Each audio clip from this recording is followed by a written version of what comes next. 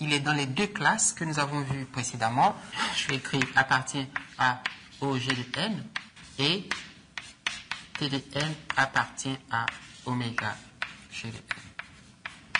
Une fonction T de n qui est dans les deux classes est dans la classe θ G de n. Alors, graphiquement, si T de n a cette représentation graphique et que ici j'ai C1 fois G de n, et puis ici j'ai C2 fois G de n, je vois que pour tout entier n supérieur ou égal à n0, la courbe de t est comprise entre C1 fois G de n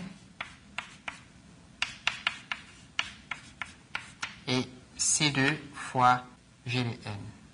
Ce premier morceau, il nous dit que T de n est O G de n, et puis le deuxième morceau, il nous dit que T de n est oméga G de n. Prenons T de n égale à 4n au carré moins 9n plus 4 plus 1. Alors, on veut savoir est-ce que T de n est θ n carré. Alors, pour répondre à cette question, on va faire deux choses. On va montrer, parce que la réponse est oui, on va montrer que T de n est O n carré, et puis T de n est oméga n carré.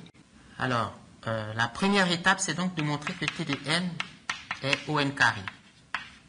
C'est pas difficile, puisque on peut majorer T de n par 4n carré plus 9n carré plus n carré.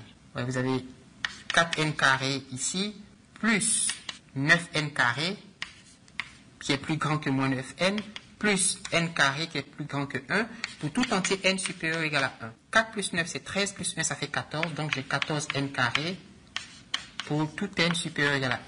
Voilà n0, voilà c, donc j'ai montré que T de n est O n carré.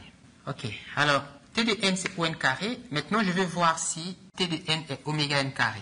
Alors je veux que T de n soit supérieur ou égal à quelque chose. Si je mets ici 2n carré, ou même n carré, et que je remplace n par 1, j'aurai 4 moins 9, ça fait moins 5 qui n'est pas plus grand que 1. Donc, si je mets 2, ça fait 4 fois 4, 16, 16 plus 1, 17, 17 moins 9, ça fait, non, 17 moins 18, ça fait moins 1, ça marche pas. Si je mets 3, mais 3 au carré c'est 9, 9 fois 4, 36, 36 plus 1, ça fait 37, 37 moins 3 fois 9, 27, 37 moins 27, ça fait 10, et 10 est supérieur ou égal à 9.